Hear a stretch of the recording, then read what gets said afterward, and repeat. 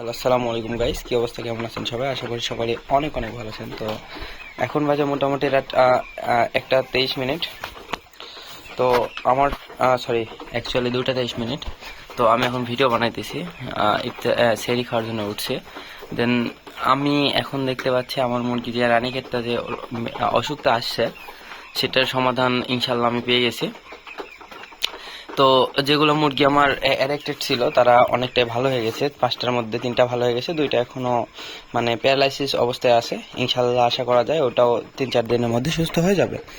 তো আমি যে যে মেডিসিন ইউজ করছি তুই বসে আসিস কেন? না, সমস্যা নাই, সবগুলো ইনশাল্লাহ খুবই সুস্থ, একদম আগের পর্যায়ে নিয়ে চলে আসতে পারছে। শুধুমাত্র অ্যান্টিবায়োটিকে এগুলো সমাধান হয়ে গেছে। আপনারা বিভিন্ন রকম অ্যান্টিবায়োটিক আছে যেগুলো ইউজ করতে পারেন। যেমন আমি ইউজ করছি সেফা 1 আর হচ্ছে রেনামাইসিন, এই দুটো ইউজ করছি। আর এইচপি হচ্ছে ড্রিঙ্কটা দিছি এদের, যেটা হচ্ছে ভাইরাস জনিত বিভিন্ন প্রবলেমের সলভ। প্লাস হচ্ছে ওইটা হচ্ছে আপনি যদি কোনো ভ্যাকসিন করেন, সে ভ্যাকসিনের রিনিউয়ের কাজও করে।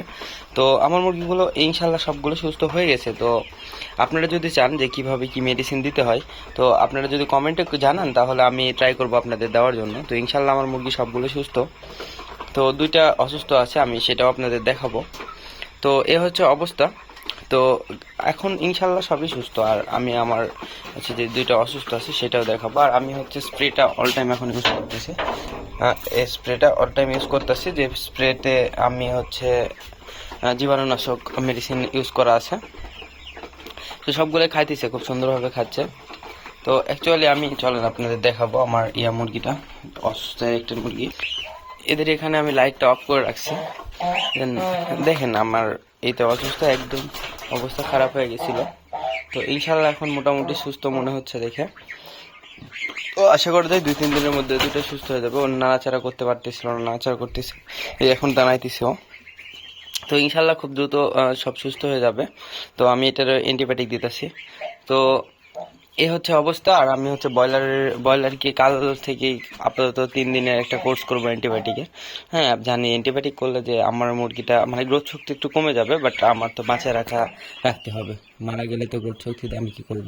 তো এই জন্য আমি ব্রয়লারকে কালকে থেকে হচ্ছে কিছু অ্যান্টিবায়োটিক ইউজ করব, যাতে এদের মানে রোগটা না ধরে। তো ইনশাল্লাহ এগুলো সুস্থ হওয়ার পথে।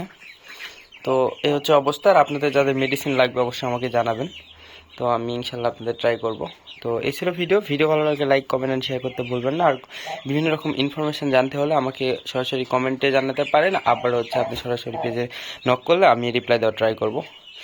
এই ছিল ভিডিও ভালো লাগলে লাইক, কমেন্ট অ্যান্ড শেয়ার করতে ভুলবেন না।